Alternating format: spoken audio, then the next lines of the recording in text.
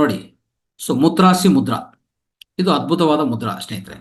ಇದನ್ನು ಯಾವ ರೀತಿಯಲ್ಲಿ ಪ್ರಾಕ್ಟೀಸ್ ಮಾಡಬೇಕು, ಇದರಿಂದ ಫಲಿತಗಲಿ ಅಂತ ಹೇಳೋಣ. ಫಸ್ಟ್ ಯಾವ ರೀತಿಯಲ್ಲಿ ಪ್ರಾಕ್ಟೀಸ್ ಮಾಡಬೇಕು ನೋಡ್ಕೊಳ್ಳಿ. ಮುತ್ರಾಸಿ ಮುದ್ರಾ ಇವತ್ತು ಮೊದಲನೇ ಮುದ್ರಾ ನಾವು ತಿಳ್ಕೊತಾ ಇರೋದು ಮುತ್ರಾಸಿ ಮುದ್ರಾ. ನೋಡಿ, ಈ ಎರಡು ಬೆರಳು ಕ್ಲೋಸ್ ಮಾಡಿ ನಿಮ್ಮ ಅಂಗೈಯಲ್ಲಿ ಪ್ರೆಸ್ ಮಾಡಿ. ಆಯ್ತಾ? ಎರಡು ಬೆರಳು ಅಂದ್ರೆ ಕಿರು ಬೆರಳು ಮತ್ತೆ ಉಂಗುರ ಬೆರಳು ಪ್ರೆಸ್ ಮಾಡಿ ಕ್ಲೋಸ್ ಮಾಡಿದ್ವಿ. ಆಮೇಲೆ ಹೆಬ್ಬೆರಳು ತಗೊಂಡು ಬಂದು ಇದ್ರ ಮೇಲೆ ಇಟ್ಬಿಡಿ. ಈ ಎರಡು ಬೆರಳು ಸ್ಟ್ರೈಟ್ ಆಗಿರಲಿ ನೋಡ್ಕೊಳ್ಳಿ. ಇದೇ ರೀತಿಯಲ್ಲಿ ಎರಡು ಕೈಯಲ್ಲಿ ಮಾಡ್ಬಿಡಿ. ಎರಡು ಕೈಯಲ್ಲಿ ಮಾಡಿದ್ರೆ ಈ ಮುದ್ರಾ ಇದು ಮುತ್ರಾಸಿ ಮುದ್ರಾ.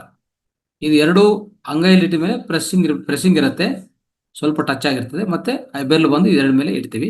ಎರಡು ಬೆರಳು ಮಿಕ್ಕಿದು ಅಂದ್ರೆ ಇದು ಮಧ್ಯ ಬೆರಳು ಮತ್ತೆ ತೋರ್ ಬೆರಳು ಸ್ಟ್ರೈಟ್. ಇದು ಮಾಡೋ ವಿಧಾನ. ಹಿಂಗೆ ಮಾಡಿಕೊಂಡು ತೋಳ ಮೇಲೆ ಇಟ್ಕೊಳ್ಳಿ. ಇದೇನು ಮಾಡುತ್ತೋ ನೋಡಿ, ನಿಮ್ಮ ಯಾವುದೇ ಕಿಡ್ನಿ ಇಶ್ಯೂಸ್ ಅಂದರೆ ಇದೂ ಅಷ್ಟೇ, ಬೆಳಗ್ಗೆ ಸಾಯಂಕಾಲ, ಬೆಳಗ್ಗೆ ಮಧ್ಯಾಹ್ನ ಸಾಯಂಕಾಲ 15 ನಿಮಿಷ 15 ನಿಮಿಷ 15 ನಿಮಿಷ. ಪ್ರತಿ ಮುದ್ರಾ ಅಷ್ಟೇ ಮಿನಿಮಮ್ 45 ನಿಮಿಷ ಬೇಕೇ ಬೇಕು ಪ್ರತಿ ದಿವಸ. ಅವಾಗ ನಿಮಗೆ ಒಳ್ಳೆ ಫಲಿತ ಸಿಗತ್ತೆ, ಅರ್ಥ ಮಾಡ್ಕೊಳ್ಳಿ. ಆಮೇಲೆ ಇದಕ್ಕೆ ಏನಪ್ಪ ಅಂತಂದರೆ ಕಿಡ್ನಿ ಇಶ್ಯೂಸ್, ಯಾವುದೇ ಕಿಡ್ನಿ ಸಂಬಂಧ ವ್ಯಾಧಿದಲ್ಲೂ ಅದ್ಭುತವಾದ ರೀತಿಯಲ್ಲಿ ಪರಿಹಾರ ಮಾಡುತ್ತೆ.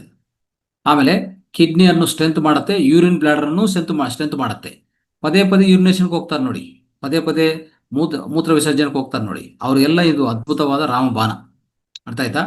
ಆಮೇಲೆ ಸೊ ಇಲ್ಲಿ ಯೂರಿನ್ ಇರಿಟೇಷನ್ ಇದ್ರೂ, ಯೂರಿನಲ್ಲಿ ಒಂಥರ ವಿಕಾರ ಆಗಿದ್ರೆ, ಏನಾದರೂ ಇರಿಟೇಷನ್ ಇದ್ರೆ, ಯೂರಿನ್ ಇರಿಟೇಷನ್ ಇದ್ರೂ ಸಾಲ್ವ್ ಮಾಡುತ್ತೆ.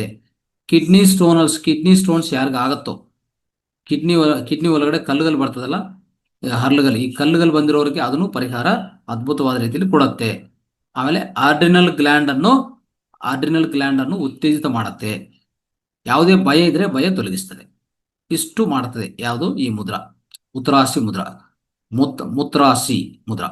ದಯವಿಟ್ಟು ಇದು ಅರ್ಥ ಮಾಡಿಕೊಂಡು ಇದು ಪಾಲನೆ ಮಾಡ್ತಾ ಹೋಗಿ.